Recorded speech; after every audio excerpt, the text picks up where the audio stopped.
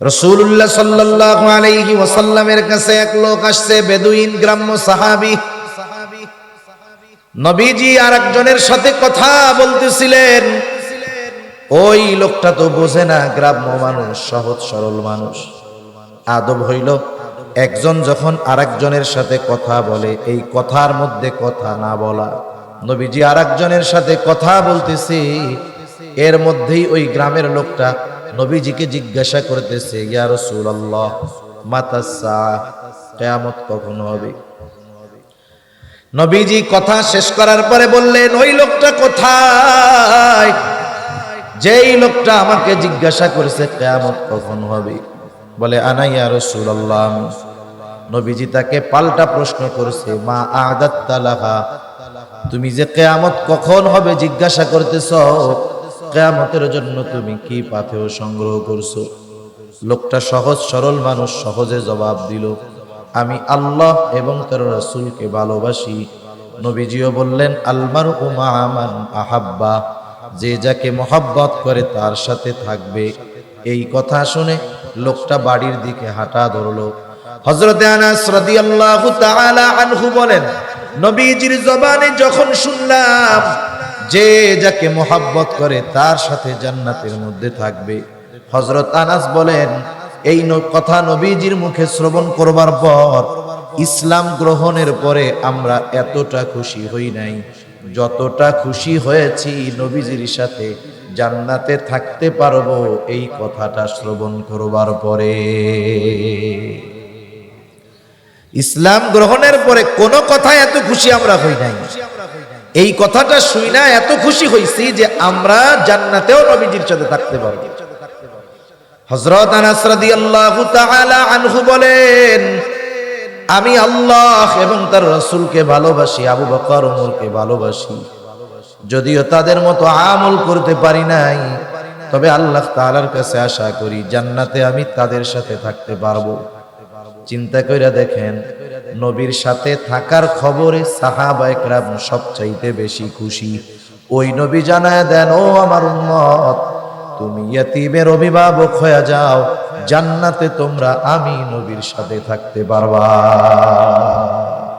ফাআম্মাল ইনসানু ইযা মাবতালাহু রাব্বুহু ফাআকরামাহু ওয়া না'আমাহু।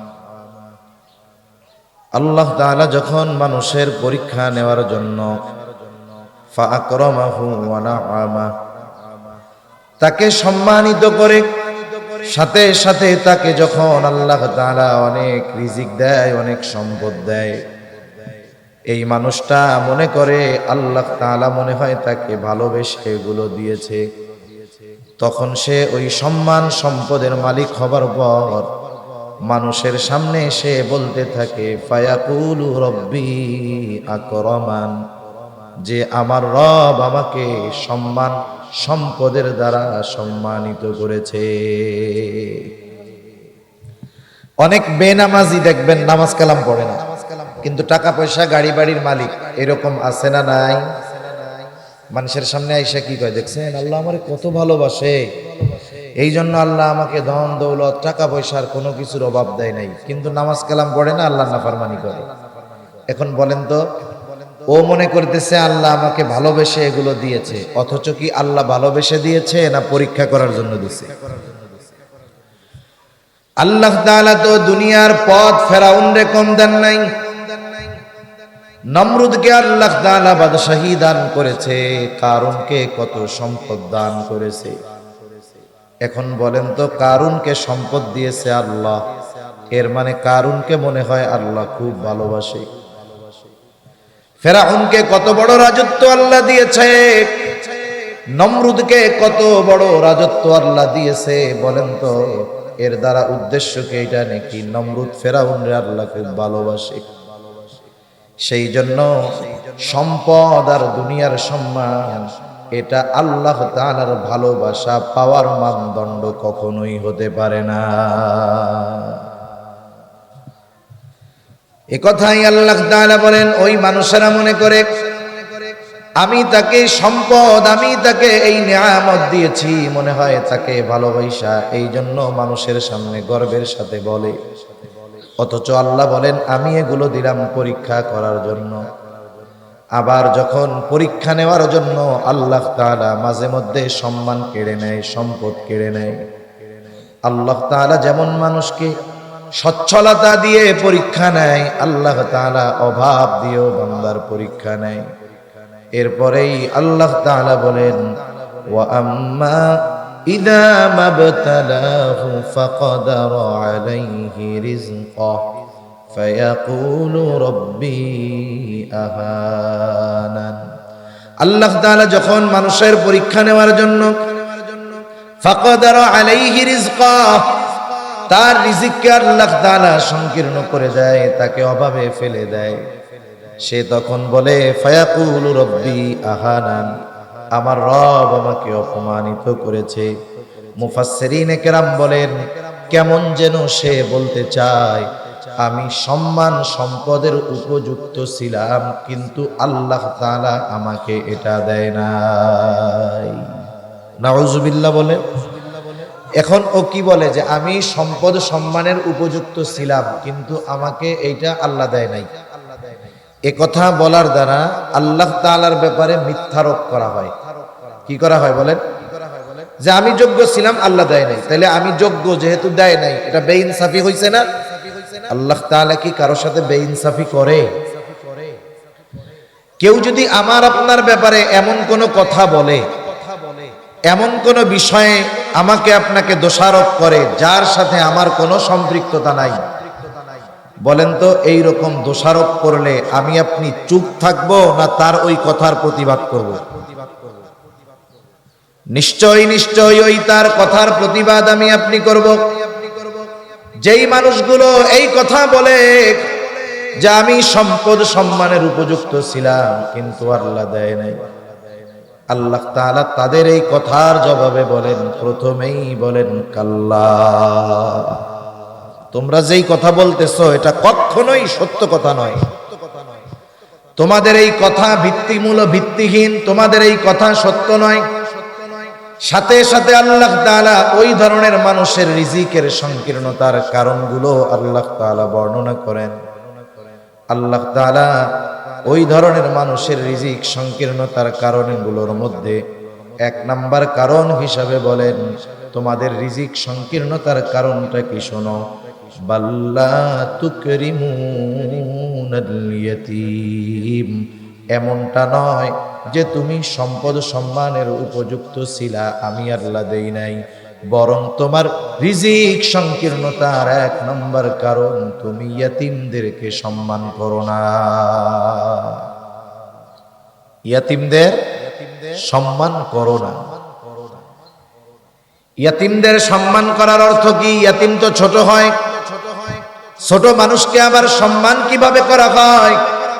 মুফাসসিরিনে কেরাম বলেন এখানে উদ্দেশ্য হলো তোমরা ইয়াতীমের হক যথাযথভাবে আদায় করো না। ইয়াতীম সাধারণত দুই শ্রেণীর হয়, একটা হলো ধনী ইয়াতীম আর একটা হলো গরিব ইয়াতীম। ইয়াতীম কিন্তু বাবা অনেক টাকা পয়সা রেখে গেছে, ধন দৌলত রেখে গেছে, আর একজন ইয়াতীম বাবাও কোনো সম্পদ কিছুই রাখা যায় নাই, এটা গরিব অসহায় ইয়াতীম। সেই জন্য ইয়াতীম ধনী হোক আর গরিব হোক সকল ধরনের ইয়াতীমের সাথে সদাচরণ করার নির্দেশ আল্লাহ তাআলা দিয়েছে। অনেক সময় আত্মীয় স্বজনের মধ্যে ইয়াতীম থাকে, কিন্তু ইয়াতীম যদি টাকা পয়সাওয়ালা হয় আর কি, তার বাপ টাকা পয়সা রেখে মারা গেছে, এই সম্পদের কারণে ওই ধনী ইয়াতীমের সাথে আমরা ভালো আচরণ করি। আবার আরেকজন তার বাপও গরিব, একেবারে টাকা পয়সা কিছুই রাখা যায় নাই, মারা গেছে, আত্মীয় স্বজন তার খরচ বহন করে, এই যে গরিব ইয়াতীম ওর সাথে আমরা খারাপ আচরণ করি। ইয়াতীম ধনী হোক আর গরিব হোক উভয় অবস্থায় তার সাথে ভালো আচরণ করতে হবে। সেই জন্য সদাচরণ হলো সকল ধরনের ইয়াতীমের হক। রাসূল আকরাম সাল্লাল্লাহু আলাইহি ওয়াসাল্লামের কাছে এক লোক আসছে, আয়েশা বলে ইয়া রাসূলুল্লাহ, আমার অন্তরটা বড় কঠোর, আমার অন্তরটা বড় শক্ত, ইয়া রাসূলুল্লাহ আপনি আমাকে এমন আমল শিখায়া দেন যে আমল করলে আমার শক্ত হৃদয়টা নরম হয়ে যাবে, রাসূল আকরাম সাল্লাল্লাহু আলাইহি ওয়াসাল্লাম তাকে বললেন, ওমসাহ রাসাল ইয়াতীম ওয়া আতঈমিল মিসকিন, তুমি ইয়াতীমের মাথায় হাত বুলায় দাও আর মিসকিনদের খানা খাওয়াও, আল্লাহ তাআলা তোমার কঠিন হৃদয়টাকে নরম বানায়া দিবে। সেই জন্য মাঝে মধ্যে আমরা ইয়াতীমের মাথায় হাত বুলায়া দিব, ইয়াতীমের সাথে ভালো আচরণ করব। রাসূলুল্লাহ সাল্লাল্লাহু আলাইহি ওয়াসাল্লামকেও আল্লাহ তাআলা নির্দেশ দিয়েছেন, ও পয়গম্বর, আপনি তো ইয়াতীম ছিলেন, ইয়াতীম, আমি আপনাকে ইয়াতীম অবস্থায় পেয়েছি, ইয়াতীম অবস্থায় পেয়ে আমি আপনাকে ছেড়ে দেই নাই। ওয়াজাদাকা ইয়াতীমান ফাআওয়া, আল্লাহ তাআলা রাসূল আকরাম সাল্লাল্লাহু আলাইহি ওয়াসাল্লামের ব্যাপারে বলেন, আমি আপনাকে ইয়াতীম অবস্থায় পেয়েছি, ইয়াতীম অবস্থায় পেয়ে আমি আপনাকে ছেড়ে দেই নাই। আমি আপনাকে ইয়াতীম অবস্থায় পাওয়ার পর যথাযথ লালন পালনের ব্যবস্থা আমি আল্লাহ করেছি। আপনি ইয়াতীম নবী, ইয়াতীমের অবস্থা ভালো বুঝবেন। এই জন্য আপনার প্রতি আমি আল্লাহর নির্দেশ হলো, ফাআম্মাল ইয়াতীমা ফালা তাকহার, আপনি ইয়াতীমদের সাথে কখনোই কঠোরতা অবলম্বন করবেন না।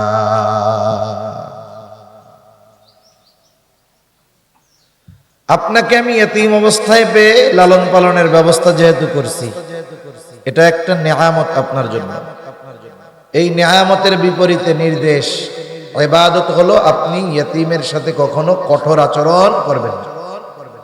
নবীজিকে বলার দ্বারা উদ্দেশ্য হলো, কিয়ামত পর্যন্ত যত মানুষ আসবে এই বিষয়টা আমাদের খেয়ালে রাখা। অনেক সময় বড়কে বলে ছোটদেরকে শিক্ষা দেওয়া হয়। অনেকে বলে না যে দেখ অমুক এত পাওয়ারফুল লোক, তারে ছাড় দেয় নাই আর আমাদের ছাড় দিবে। বলছে যদিও নবীকে, কিন্তু উদ্দেশ্য হলো আমরা, যে আমরা কখনো যেন ইয়াতীমদের সাথে কঠোর আচরণ না করি। ইয়াতীমদের সাথে ভালো আচরণ করা, সদাচরণ করা, এটা হলো নববী সিফাত, নবীজির গুণ। আর ইয়াতীমদের সাথে খারাপ আচরণ করা, এটা হলো আবু জেহেলের কর্ম। আবু জেহেলের বদ অভ্যাস ছিল, সে ইয়াতীমদের সাথে খারাপ আচরণ করত। শুধু তাই না, ইয়াতীমদের সম্পদ সে নিজে ভক্ষণ করে খায়া ফেলত।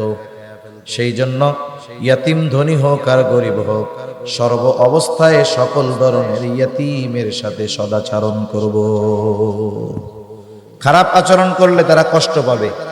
যার টাকা পয়সা আছে ওই ইয়াতীম, সে চিন্তা করবে, আরে আমার তো আব্বা নাই, আমার বাপ যদি বাইচা থাকতো তাইলে মানুষে আমার সাথে খারাপ আচরণ করতো না। আর যেটা গরিব ইয়াতীম, ও চিন্তা করবে আমার তো টাকা পয়সাও নাই, বাপও নাই, যদি থাকতো তাইলে আমার সাথে মানুষ খারাপ আচরণ করতো না। আমার আপনার আচরণের দ্বারা কখনো কোনো ইয়াতীমের জবান দিয়ে আহ বা কষ্টদায়ক কোনো শব্দ যেন বের না হয়, এ ব্যাপারে আমরা খেয়াল রাখবো ইনশাআল্লাহ। সাথে সাথে আমরা যদি পারি ইয়াতীমের অভিভাবক হব, অভিভাবক, ইয়াতীমের রক্ষণাবেক্ষণের দায়িত্ব যদি সম্ভব হয় আমরা পালন করব। যেই সমস্ত ইয়াতীম অভাবী, দরিদ্র, গরিব ইয়াতীম, ওই ইয়াতীমগুলোর অভিভাবকের দায়িত্ব যদি আমরা গ্রহণ করতে পারি লাভ আছে। অনেক সময় মাদ্রাসাগুলোর মধ্যে অসহায় দরিদ্র ইয়াতীম ছাত্র থাকে কি থাকে না। আপনি আমি যদি একজন ইয়াতীমের অভিভাবক হতে পারি, আমার বাড়িতে যদি একটা ইয়াতীমকে লজিং রাখতে পারি, কিছুটা খাওয়াইতে পারি, নিজের ঘরের সদস্য বানাইতে পারি, আল্লাহর কসম এতে আমার আপনার লস হবে না। নবীজি এক হাদিসের মধ্যে বলেন, যেই ঘরের মধ্যে একজন ইয়াতীম আছে আর ওই ইয়াতীমের সাথে সদাচরণ করা হয়, ভালো ব্যবহার করা হয়, নবীজি বলেন ওই ইয়াতীমের সাথে সদাচরণ করার কারণে নবীজি বলেন ওই ঘরটা হলো উত্তম ঘর।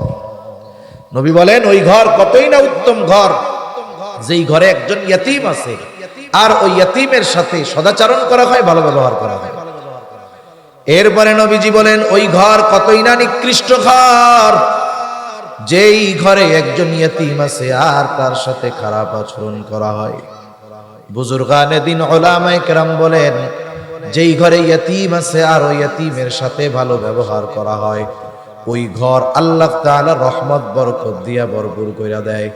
আর যেই ঘরে ইয়াতীম আছে আর ইয়াতীমের সাথে খারাপ আচরণ করা হয়, আল্লাহ তাআলা ওই ঘর থেকে রহমত আর বরকত উঠায়া নিয়ে যায়। এই জন্য আমি তো জানি না, আমি এমনিই বলতেছি আর কি। এই মাদ্রাসায় যদি থাকে ওইরকম ইয়াতীম, দূরের ছাত্র যদি থাকে, যার একটু সামর্থ্য আছে, সে যদি ইয়াতীমকে লজিং রাখে, খাওয়ায়, তার অভিভাবক হয়, বলেন তার লস আছে? কোনো লস নেই। আপনি আমি যদি একটা ইয়াতীমের পুরা দায়িত্ব গ্রহণ না করতে পারি, আংশিক অভিভাবকত্বের দায়িত্ব গ্রহণ করব।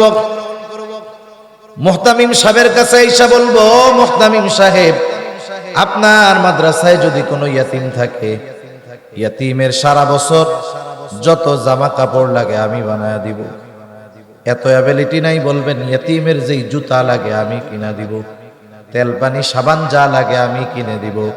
একটা অংশের অভিভাবকত্বের দায়িত্ব হলেও যদি গ্রহণ করা যায়, ইয়াতীমের অভিভাবক হইলে লাভ কি? নবীজির জবানেই শুইনা নেন। নবীজি বলেন, আনা ওয়া কাফিলুল ইয়াতীম কাহাতাইনি ফিল জান্নাহ। নবীজি বলেন, আমি আর ইয়াতীমের অভিভাবক জান্নাতের মধ্যে পাশাপাশি অবস্থান করব। দুনিয়ায় আমরা একজন ভালো মানুষের পাশে থাকার জন্য কত কিছু করি, অথচ জান্নাতে যদি নবীর পাশে থাকা যায়, এর চাইতে সৌভাগ্যের আর কিছু আছে? রাসূলুল্লাহ সাল্লাল্লাহু আলাইহি ওয়াসাল্লামের কাছে এক লোক আসছে, বেদুইন গ্রাম্য সাহাবী। নবীজি আরেকজনের সাথে কথা বলতেছিলেন। ওই লোকটা তো বোঝে না, গ্রাম্য মানুষ, সহজ সরল মানুষ। আদব হইল, একজন যখন আরেকজনের সাথে কথা বলে, এই কথার মধ্যে কথা না বলা, মানুষ বোঝে না। নবীজি আরেকজনের সাথে কথা বলতেছে, এর মধ্যেই ওই গ্রামের লোকটা নবীজিকে জিজ্ঞাসা করতেছে, ইয়া রাসূলুল্লাহ মাতাস সাআহ, কিয়ামত কখন হবে? নবীজি কথা শেষ করার পরে বললেন, ওই লোকটা কোথায় যেই লোকটা আমাকে জিজ্ঞাসা করেছে কিয়ামত কখন হবে? বলে, আনা ইয়া রাসূলুল্লাহ। নবীজি তাকে পাল্টা প্রশ্ন করেছে, মা আ'দাত্তা লাহা, তুমি যে কিয়ামত কখন হবে জিজ্ঞাসা করতেছো, কিয়ামতের জন্য তুমি কি পাথেয় সংগ্রহ করছো? লোকটা সহজ সরল মানুষ, সহজে জবাব দিল, আমি আল্লাহ এবং তার রাসূলকে ভালোবাসি। নবীজিও বললেন, আল মারউ মা'a মান আহাব্বা, যে যাকে মহব্বত করে তার সাথে থাকবে। এই কথা শুনে লোকটা বাড়ির দিকে হাঁটা ধরলো। হযরতে আনাস রাদিয়াল্লাহু তাআলা আনহু বলেন, নবীজির জবানে যখন শুনলাম যে যাকে মহব্বত করে তার সাথে জান্নাতের মধ্যে থাকবে, হযরত আনাস বলেন, এই কথা নবীজির মুখে শ্রবণ করবার পর, ইসলাম গ্রহণের পরে আমরা এতটা খুশি হই নাই যতটা খুশি হয়েছি নবীজির সাথে জান্নাতে থাকতে পারবো এই কথাটা শ্রবণ করবার পরে। ইসলাম গ্রহণের পরে কোনো কথায় এত খুশি আমরা হই নাই, এই কথাটা শুই না এত খুশি হইছি যে আমরা জান্নাতেও নবীজির সাথে থাকতে পারবো। হযরত আনাস রাদিয়াল্লাহু তাআলা আনহু বলেন, আমি আল্লাহ এবং তার রাসূলকে ভালোবাসি, আবু বকর ওমরকে ভালোবাসি, যদিও তাদের মতো আমল করতে পারি নাই, তবে আল্লাহ তাআলার কাছে আশা করি জান্নাতে আমি তাদের সাথে থাকতে পারবো। চিন্তা কইরা দেখেন, নবীর সাথে থাকার খবরে সাহাবায়ে কেরাম সবচাইতে বেশি খুশি। ওই নবী জানায় দেন, ও আমার উম্মত, তুমি ইয়াতীমের অভিভাবক হয়ে যাও, জান্নাতে তোমরা আমি নবীর সাথে থাকতে পারবা। তাহলে আমাদের যার যেমন সামর্থ্য আছে ওই আলোকে ইয়াতীমের অভিভাবকত্ব গ্রহণ করব ইনশাআল্লাহ। করব তো ইনশাআল্লাহ? আপনি কিছু নাই যায় বলবেন, হুজুর এই ছেলের সারা বছরের কাপড় কাচার যেই সাবান লাগে আমি এটা কিনা দিব, যতটুকু তেল লাগে আমি কিনা দিব, যে কয় জোড়া স্যান্ডেল লাগে আমি কিনা দিব, সারা বছরে 2-3টা লুঙ্গি লাগে আমি তার লুঙ্গির দায়িত্ব নিলাম। এভাবে আংশিক হলেও অভিভাবকত্বের দায়িত্ব গ্রহণ করার চেষ্টা আমরা করব ইনশাআল্লাহ। আরে দেখেন, নবীজি এক হাদিসে বলছে না, মান বানা লিল্লাহি মাসজিদান বানাল্লাহু লাহু বাইতান ফিল জান্নাহ, যে মসজিদ বানাবে আল্লাহ তার জন্য জান্নাতে ঘর বানাবে।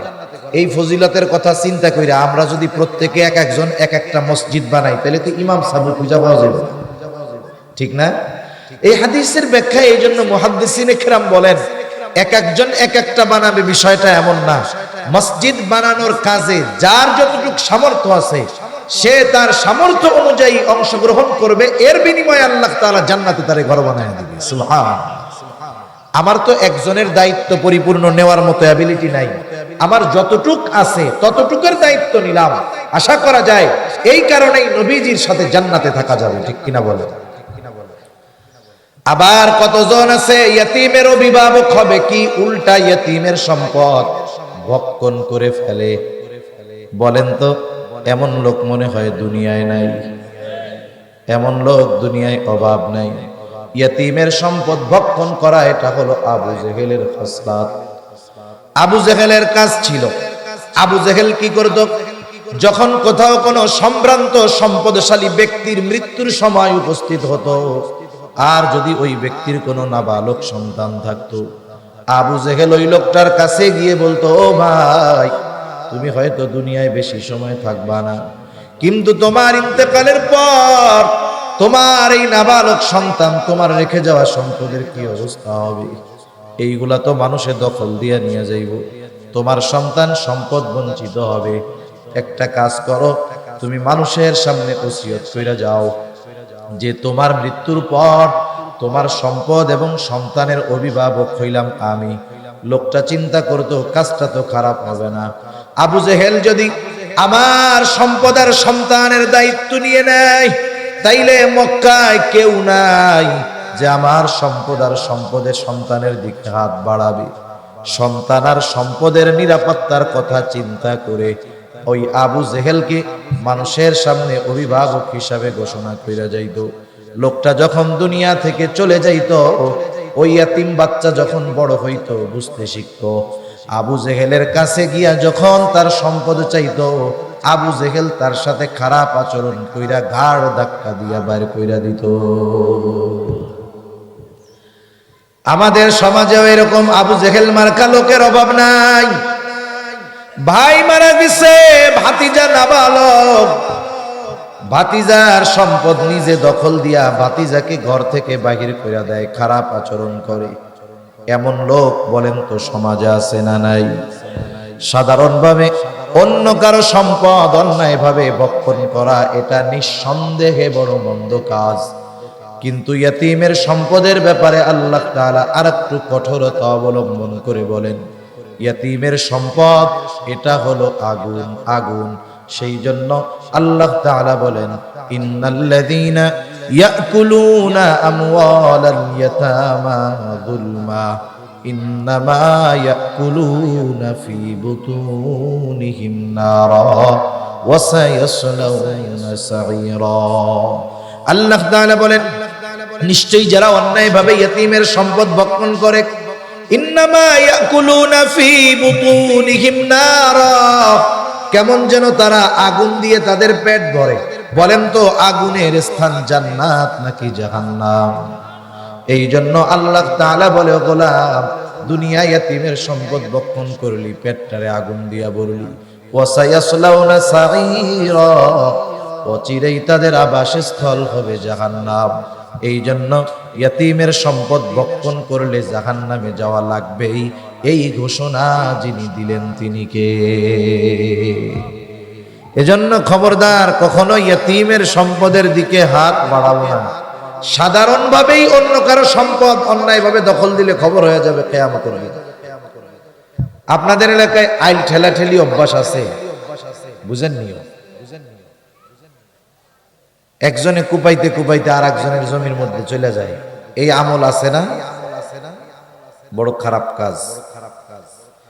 রাসূলুল্লাহ সাল্লাল্লাহু আলাইহি ওয়াসাল্লাম বলেন, কেউ যদি অন্যায়ভাবে কারো 1 বিঘত জমিনও দখল দেয়, মাত্র 1 বিঘত, নবীজি বলেন কিয়ামতের দিন 7 তবক জমিন তার গলায় ঝুলায় দেওয়া হবে। এই জন্য সাবধান, দুনিয়ায় একটু কম খাইলাম ভালো, আখেরাতে যেন ধরা পড়ে না যায়। দুনিয়ায় যদি একটু আরেকজনরে ছাড় দেই, প্রতিবেশীরে যদি একটু ছাড় দিয়া দেই, দুনিয়ায় যদি ছাড় দেই, আশা করা যায় কিয়ামতের দিন আল্লাহ আমাকে ছাড় দিয়া নাজাত দিয়া দিবে। ঠিক কিনা বলেন? এই জন্য কখনোই কারো সম্পদ বক্ষণ করব না অন্যায়ভাবে। ইয়াতিমের সম্পদ বক্ষণ করব না, প্রয়োজনে ইয়াতিমকে বেশি দিব, আল্লাহ তাআলা বরকত দিবে। ইয়াতিমকে সম্মান করার অর্থই হলো এইটা, ইয়াতিমের সাথে সদাচরণ করা, পারলে ইয়াতিমের অভিভাবক হওয়া, কখনোই ইয়াতিমের সাথে খারাপ আচরণ না করা, ইয়াতিমের সম্পদ অন্যায়ভাবে ভোগ না করা। আল্লাহ রাব্বুল আলামিন রিজিক সংকীর্ণতার দ্বিতীয় কারণ বলেন, ওয়ালা তাহাদ্দুনা আলা তাআমিল মিসকিন। আল্লাহ তাআলা বলেন তারা মিসকিনদেরকে খানা প্রদানে অপরকে উৎসাহ দেয় না। এখানে আল্লাহ তাআলা প্রথম বিষয় উল্লেখ না করে দ্বিতীয় বিষয় উল্লেখ করেছেন। কিছু কিছু সময় এমন হয়, একটা প্রশ্নের জবাব দেওয়ার দ্বারা আগের অনেক প্রশ্নের জবাব অটোমেটিক পাওয়া যায়। আল্লাহ তাআলা বললেন যে তারা অন্যকে মিসকিনদের খানা দিতে উৎসাহ দেয় না, বরং নিরুৎসাহিত করে। এর মানে কি বোঝা গেল? সে নিজেও দেয় না, আর একজনকেও দিতে দেয় না। মনে করেন এক গ্রামে শিক্ষিত মানুষ খুব কম। এখন ওই গ্রামের মানুষ, মুরব্বী যারা আছে, আগের মুরব্বী লেখাপড়া বলতে বুঝে যে ম্যাট্রিক আইএ পাস করলে অনেক শিক্ষিত। এক সময় মানুষ ম্যাট্রিক আইএ পাস করলে গ্রামের মানুষ দেখতে আসতো যে অমুকের ছেলে আইএ পাস করছে। এরকম ছিল না গ্রামে আগে? এখন ওই গ্রামের আইএ পাস এর বেশি কেউ নাই, কিন্তু একটা ছেলে লেখাপড়া শিখছে, অনেক লেখাপড়া, ঢাকা ভার্সিটিতে পড়ছে, অনার্স মাস্টার্স কমপ্লিট করছে, সাথে সাথে বিসিএস ক্যাডার হয়ে গেছে। বিসিএস ক্যাডার হলো বাংলাদেশের সর্বোচ্চ শিক্ষিত মানুষ। এখন ওই লোক যখন গ্রামে আসছে, গ্রামের সব মানুষ দেখতে আসছে যে আমাদের এই ছেলেটা নাকি সারা দেশের বড় এক শিক্ষিত মানুষ। সবাই দেখে দেখে কথাবার্তা বইলা চলে গেছে। একজন মুরব্বী দাঁড়িয়ে আছে। মুরব্বী তো জানে যে আইএ পাস করলে সে অনেক বড় শিক্ষিত, ম্যাট্রিক পাস করলে অনেক বড় শিক্ষিত। এখন মুরব্বী দাঁড়ায় আছে, সবাই চলে যাওয়ার পরে ওই বিসিএস ক্যাডার, ভার্সিটি লেভেল পার কইরা বিসিএস ক্যাডার হয়ে বড় চাকরি করতেছে, ওরে জিজ্ঞাসা করতেছে, বাবা তুমি কি লেখাপড়া করছো? বলে, চাচা আমি ঢাকা ভার্সিটি থেকে মাস্টার্স শেষ করছি, সাথে সাথে আমি এখন বিসিএস দিয়ে বিসিএস ক্যাডার আনি। এখন মুরব্বী তো বুঝে আইয়া ম্যাট্রিক আইয়া পাস করলে শিক্ষিত। ওরে জিজ্ঞাসা করতেছে, বাবা বুঝলাম তুমি মাস্টার্স হইছো, বিসিএস ক্যাডার হইছো, তুমি কি আইয়া পাস করছিলা? আব্বা বুঝেন নাই? কথা বুঝতে পারছেন? এখন বলেন তো, যে অনার্স মাস্টার্স করলো সে কি ম্যাট্রিক ফেল করলে ওইটা পড়তে পারবে? আইয়া পাস না করলে সে কি অনার্স করতে পারবে? পারবে না। তার মানে কেউ যদি বলে যে আমি মাস্টার্স কমপ্লিট করছি, তার মানে বোঝা গেল সে 5-এ পাস করছে, 8-এ পাস করছে, ম্যাট্রিক পাস করছে, আইএ পাস করছে, অনার্সও পাস করছে, এরপরেই না মাস্টার্স পাস করতে পারছে। কিছু কিছু বিষয় আছে দ্বিতীয় বিষয় উল্লেখ করার দ্বারা প্রথম বিষয়টা তার মধ্যে পাওয়া যায়। তার মানে আল্লাহ তাআলা বলতেছেন এই কথা যে তোমরা নিজেরাও তো মিসকিনদের খানা দাওই না, অপরকেও দিতে উৎসাহ দাও না, বরং নিরুৎসাহিত করো। ইয়াতিম মিসকিন অসহায়দের খানা খাওয়ানো বড় ফজিলতের কাজ। রাসূল আকরাম সাল্লাল্লাহু আলাইহি ওয়াসাল্লামের কাছে এক লোক এসে প্রশ্ন করতেছে, আইয়ুল ইসলামি খায়র, ইসলামের মধ্যে সর্বোত্তম আমল কোনটা?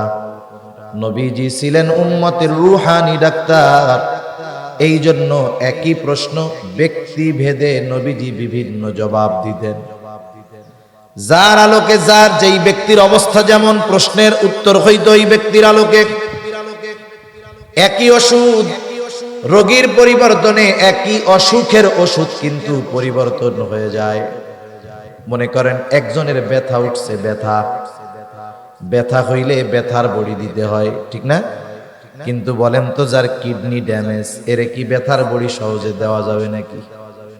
রোগীর অবস্থা দুই রকম, কিডনি রুগীরে ব্যথার বড়ি খাওয়াইলে ওর কিডনি ফেল হয়ে যাবে, কিন্তু সাধারণ যার কিডনি সমস্যা নাই ওরে যদি একই ব্যথা হয় ওরে ব্যথার ট্যাবলেট দেওয়া যাবে।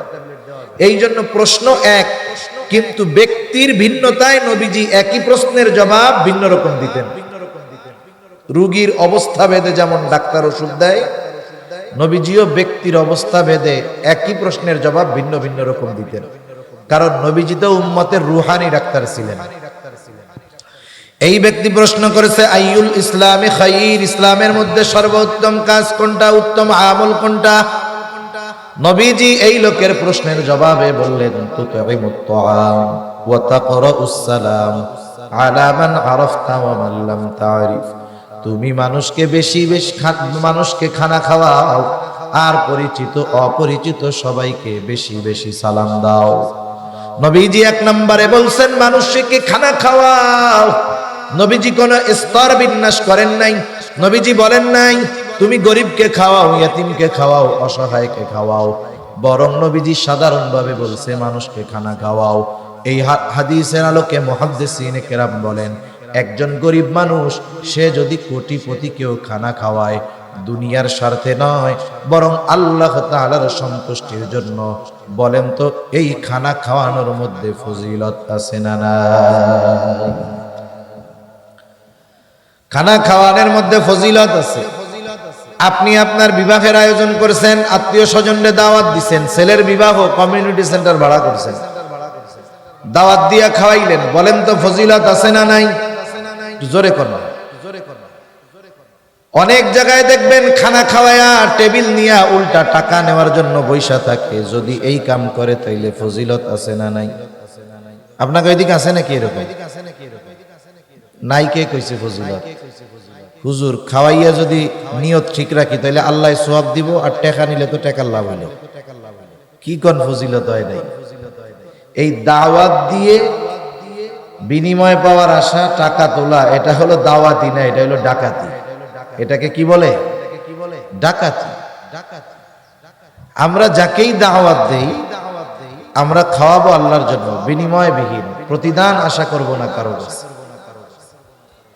যাদেরকেই খাওয়াই, অনেক সময় প্রতিবেশী অভাবী দরিদ্র, তারে খানা খাওয়াইল, আশা করে যে আমি বিপদে আপদে পড়লে দৌড়ে আসবে। যদি না আসে বলে তোরে আমি খাওয়াইলাম, তুই আমার বিপদে একটু আসলিও না। এরকম খোটা দেওয়া লোক সমাজে তো নাই মনে হয়? আছে। আমি আপনি যাকেই খানা খাওয়াই না কেন একেবারে বিনিময়ের আশাবিহীন খানা খাওয়াবো। দরিদ্র হোক, ধনী হোক, আর কোটিপতি হোক, আমি কারো কাছ থেকে প্রতিদান আশা করব না। একমাত্র প্রতিদান আশা করব কার কাছে?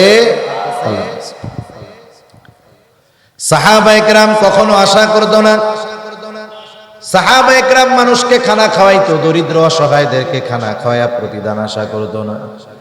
আল্লাহ তাআলা বলেন, ওয়ায়ুতঈমুনাত তাআমা আলা হুব্বিহি মিসকিনাও ওয়া ইয়াতীমান ওয়া আসীরা ইন্নামা নুতঈমুকুম লিওয়াজহিল্লাহ। এই দরিদ্র অসহায় ইয়াতীম মিসকিন ভিক্ষুক গরিবদের খানা খাওয়ায়া এই আশা করতো না ওর দ্বারা আমি উপকার লাভ করব। বরং সাহাবায়ে কেরাম বলতো, শুইনা নাও, ইন্নামা নুতঈমুকুম লিওয়াজহিল্লাহ, আমরা তোমাদেরকে খানা খাওয়াইছি আল্লাহর জন্য। লা নুরিদু মিনকুম জাযাআও ওয়ালা শুকুরা। খানা যেহেতু আল্লাহর জন্য খাওয়াইছি, লা নুরিদু মিনকুম জাযাআ, তোমাদের কাছে আমরা কোনো প্রতিদান চাই না, বিনিময় চাই না। শুধু বিনিময় তো নয়, ওয়ালা শুকুরা, আমার খানা খাইয়া আমারে ধন্যবাদ দাও, এটাও আমরা চাই না। কারণ খানা খাওয়াইছি আল্লাহর জন্য, এই খানা খাওয়ানোর প্রতিদান যিনি দিবেন তিনি কে? সেই জন্য সাধারণভাবে খানা খাওয়ানো এটা ফজিলতের কাজ, আল্লাহর জন্য খাওয়াইলেই সওয়াব। 2 নাম্বার, যদি প্রতিবেশী হয়, প্রতিবেশীকে খানা খাওয়ানো এটা আরেক ফজিলতের কাজ। নবীজি এক হাদিসের মধ্যে বলেন, তুমি তোমার তরকারির মধ্যে ঝোলটা বাড়ায়া দাও যাতে প্রতিবেশীর খোঁজ খবর নিতে পারো। আবার দেখেন, প্রতিবেশী যদি গরিব হয় তাইলে খানা খাওয়ানো আরো ফজিলতের কাজ। বরং অভুক্ত প্রতিবেশীকে খানা খাওয়ানো এটা ঈমান সম্পৃক্ত বিষয়। এক তো প্রতিবেশী, আবার অভুক্ত দরিদ্র। এজন্য নবীজি সাল্লাল্লাহু আলাইহি ওয়াসাল্লাম বলেন, লাইসাল মুমিন আল্লাযী ইয়াশবাউ, ওই ব্যক্তি মুমিন নয় যে নিজে পেট ভরে খায়, তার প্রতিবেশী অভুক্ত থাকে। এই জন্য চিন্তার বিষয় ভাই, আমি নামাজ পড়ি, তাহাজ্জুদ পড়ি, আওয়াবিন ইশরাক নফল ইবাদত করি, সব আমল ঠিক আছে, কিন্তু আমার প্রতিবেশী যদি অভাবী হয়, অভুক্ত হয়, অভুক্ত কাটায়, আর এই দিক দিয়া যদি আমি পেট ভরে খাই, নবীজি বলেন অভাবী অভুক্ত প্রতিবেশীকে রাইখা তুমি পেট ভইরা খাইলা, তুমি তাহাজ্জুদ গুজারি হইছো, কিন্তু ইমানদার পূর্ণরূপে হইতে পারো নাই। এজন্য আমার আপনার প্রতিবেশী যদি অভাবী দরিদ্র থাকে, খোঁজ খবর রাখবো তো ইনশাআল্লাহ। এই যে রজব মাস চলে আসছে, নবীজি রজব মাস আসলেই দোয়া করতেন, আল্লাহুম্মা বারিক লানা ফি রজব ওয়া শাবান ওয়া বাল্লিগনা রমাদান। আল্লাহ, আপনি আমাদেরকে রজব শাবানের বরকত দান করেন, আমাদেরকে রমজান পর্যন্ত পৌঁছায়া দেন। এই রমজান মাস যখন আসে আমরা কত কিছুর আয়োজন করি, ইফতারি লাগবো, কত কিছু আমার লাগবে, অথচ দেখা যাবে আমার সামনে 5-7 প্রকারের আইটেমের ইফতার থাকার পরেও মনে হবে আরেকটা থাকলে ভালো হতো। অথচ দেখা যাবে আমার প্রতিবেশীও রোজা রাখছে, ও পান্তাবাত চিনেন তো, পানি দিয়া ভাত, লবণ নিয়ে একটা মরিচ নিয়ে বৈশা আছে, আজান দিলে ইফতার করবে। আমার 8 প্রকারের ইফতার, আমার মন চায় আরো একটা হইলে ভালো হইতো, কিন্তু আমার প্রতিবেশী ইফতার করবে, ইফতার করার জন্য তার পানি আর খেজুর ছাড়া কিচ্ছু নাই। এখন বলেন তো অবস্থা কি হইল? এজন্য আমরা এখন থেকে প্রস্তুতি নিব, যার অ্যাবিলিটি আছে। আমার প্রতিবেশীর অবস্থা কেমন কি আমরা জানি কি জানি না?